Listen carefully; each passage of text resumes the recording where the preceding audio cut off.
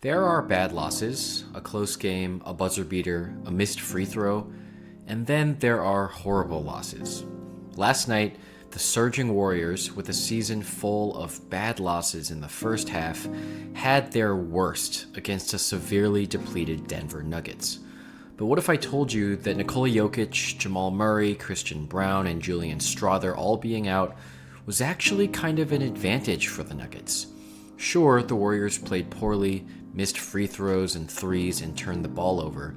But what if Denver's absences forced them into adjustments that doomed a crushing Warriors offense?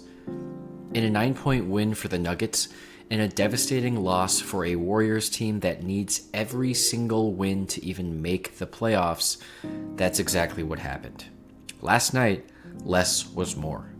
Let's review. We know Dub Nation hates losing, and we know they especially hate losing to the Nuggets, and perhaps even worse, the Nuggets without their two best players. So today we'll be brief and just touch on why we think the Nuggets were able to maintain a double-digit lead for virtually the entire game, but also why Warriors fans shouldn't worry too much after just one loss. First, less is more. The concept here is simple. When the Nuggets trot out Nikola Jokic and Jamal Murray, you anticipate defensive coverages from them that the Warriors have seen before. You anticipate targeting Jokic in high ball screens with Steph and other mobile guards. You anticipate the ways in which they might try and hide Jokic and pre-switch or capitalize off of Jamal Murray's size disadvantage. But when those two are out, let's consider the way the lineup has now shifted. Jokic, for all his galactic offensive gifts, can sometimes relax in his post defense or in drop coverage to retain energy for his playmaking gifts. As a result, you might choose to target him in your actions, but with him out, you're plugging in fresher guys like Zeke Naji, Peyton Watson, even Hunter Tyson.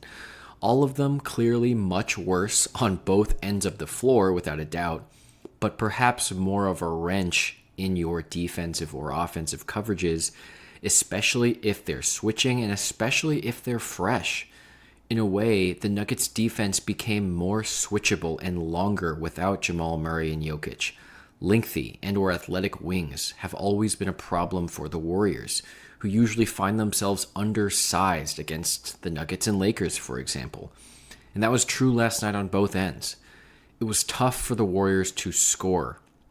Kuminga and Moody had a really tough time driving closeouts or scoring in isolation, especially Kuminga, who's had a rough go at it the first few games back from injury. And that's usually one of the last levers that you even want to pull. On offense, Aaron Gordon's near 40 piece was not entirely a fluke. He found consistent mismatches that the Warriors let him have.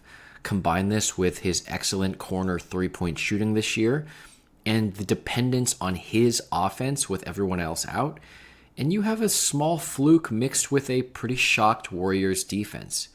But in general, the Nuggets are a big and long team that utilized size to their advantage.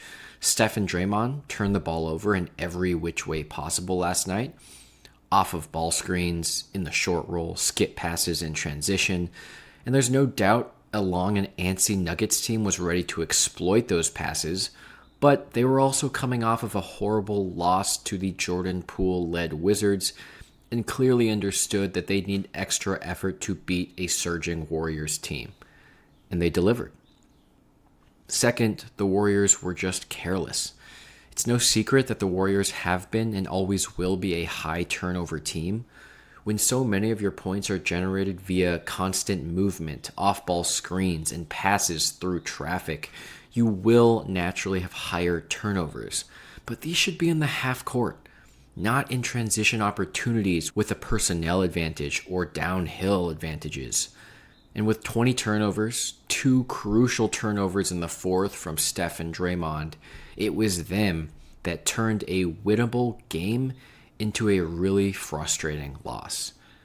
Missed free throws have also killed the Warriors in many games, especially prior to Jimmy Butler's arrival, and in a loss by only 9 points, 13 missed free throws easily could have made the difference. But third and finally, let's look at some of the things the Warriors did well last night.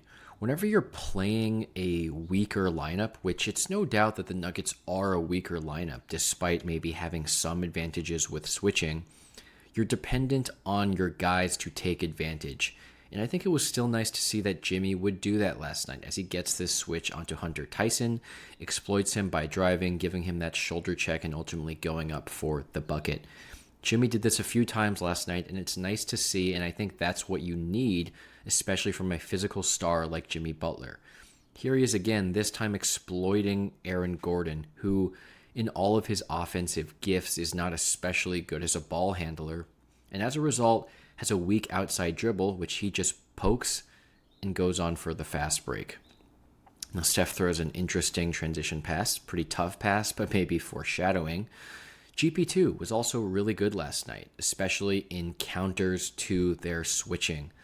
Steph tries to get baseline, can't get past Aaron Gordon, so what happens next? It's now a ball screen with GP2. Because the Nuggets are switching, Russ is just going to stay planted with Steph as his man, which leaves Aaron Gordon, who is already moving, now trying to reverse and follow GP2, who's much faster and is ultimately able to lay it in. Whenever you play switching defenses, you really need guys like GP2, like Kuminga, to take advantage of whatever their coverage is and ultimately do things like cut back door, slip these ball screens. Let's watch again what happens when the Warriors go into a post split with Kuminga as the postman and GP2 coming to set that screen at the high elbow for Steph to run off of. But what do you think happens? Well, actually, GP2 is just going to cut. He's not going to set that screen. And because the Nuggets are switching, they're not going to expect this, which leads to a wide open bucket from GP2. Again, really nice to see. 18 points from GP2 last night, the perfect wrench in the Nuggets' plan.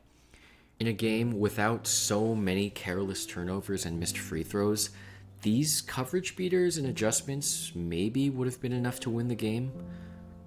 For Warriors fans, a single loss shouldn't be a point of concern.